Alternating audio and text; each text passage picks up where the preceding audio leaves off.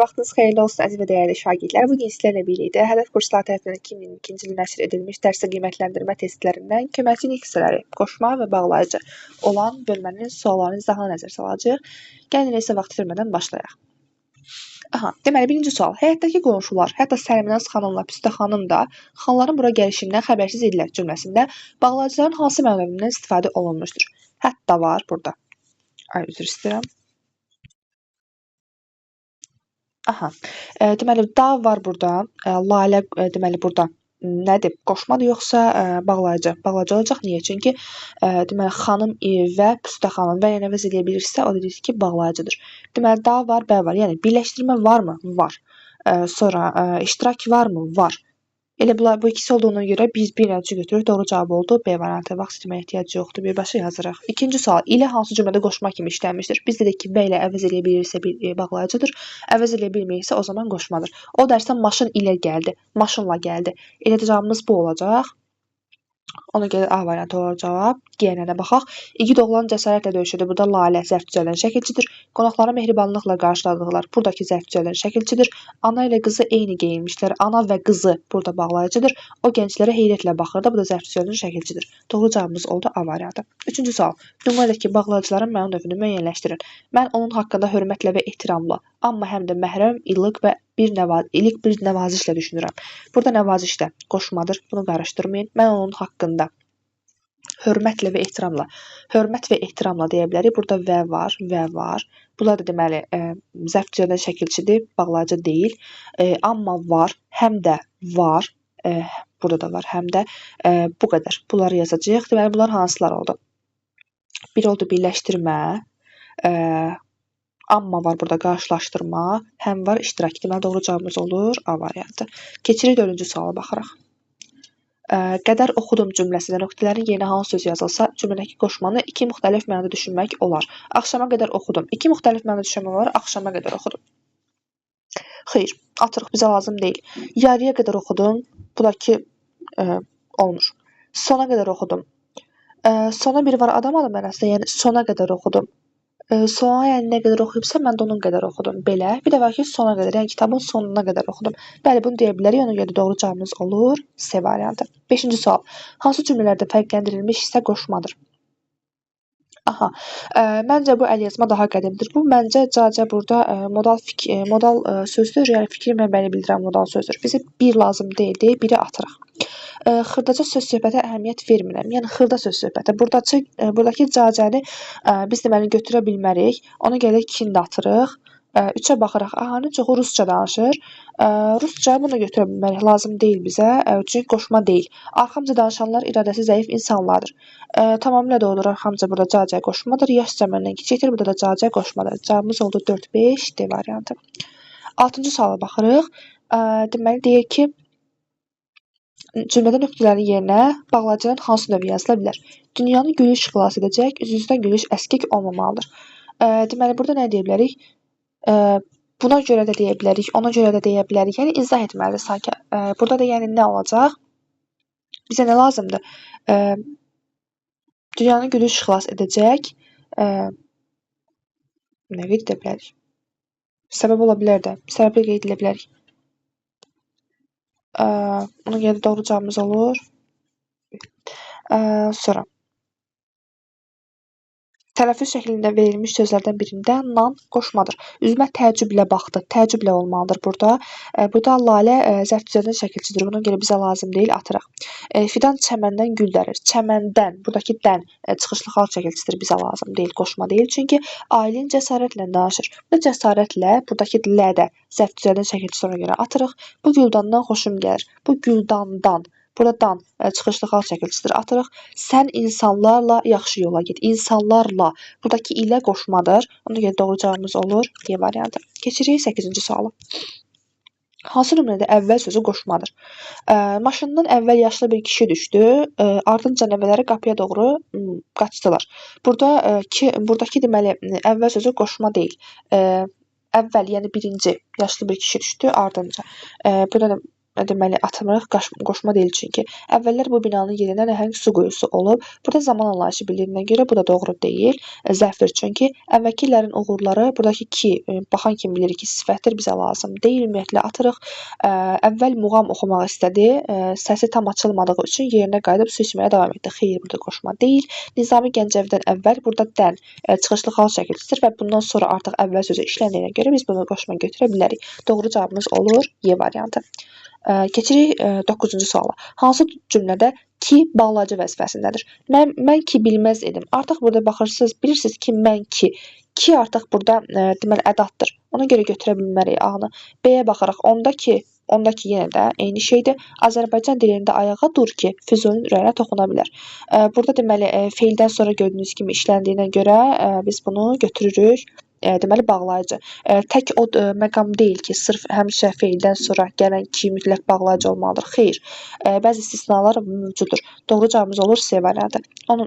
D variantı. Kaş ki yox götürmürük.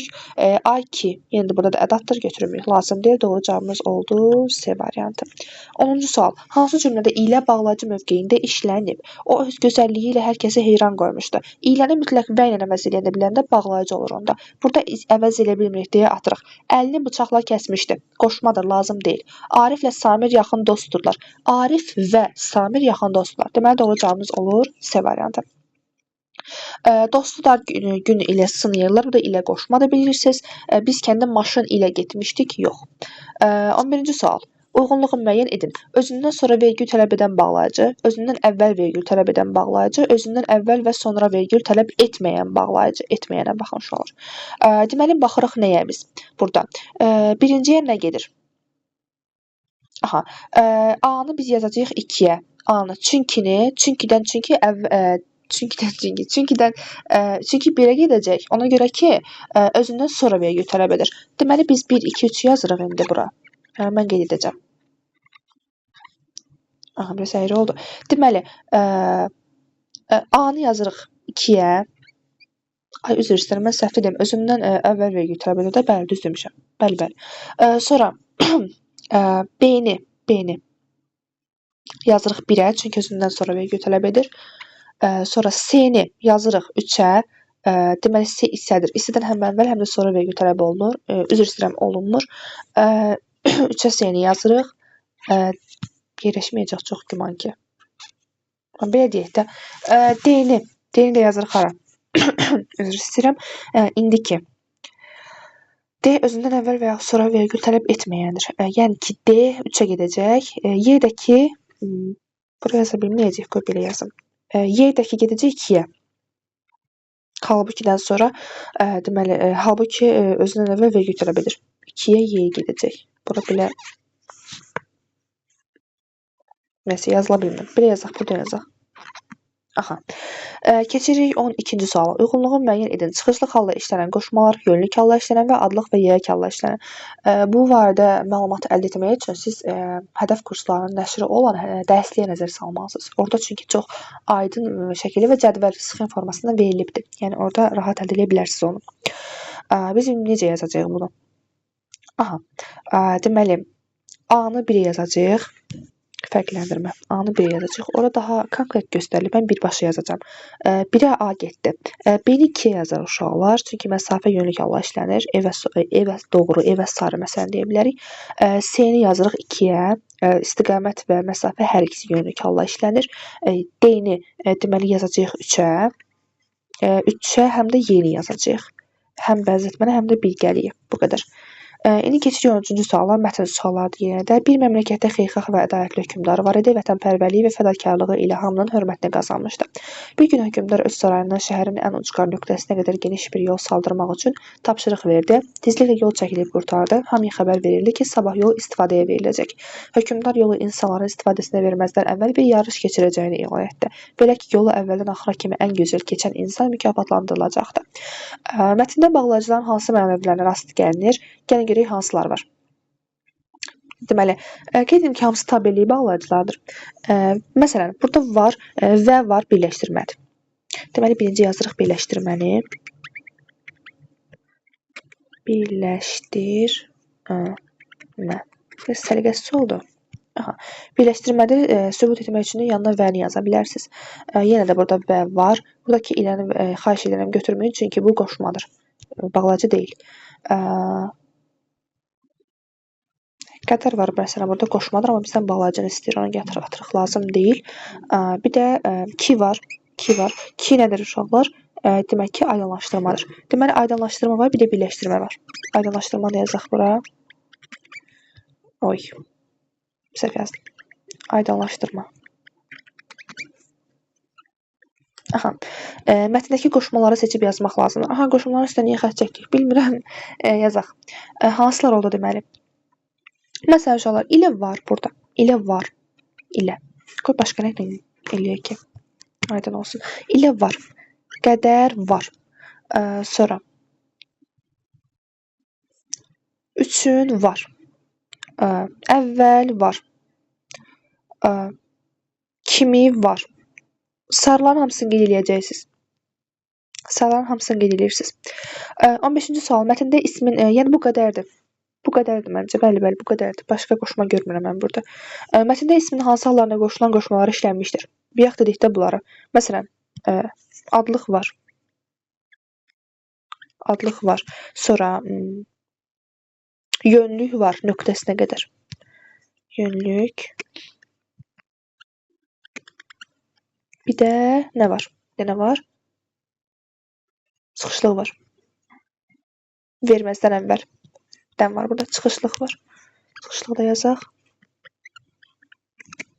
Bu qədər. Bu üçü var. Başqa yoxdur. Yoxdur. Bu qədər uşaqlar. Bugünkü dərsimiz də bitdi. Ümid edirəm ki, sizlər üçün müəyyən qədər faydalı oldu bu dərsimiz. İnşallah gələn videolarda görüşmək ümidi ilə hələlik.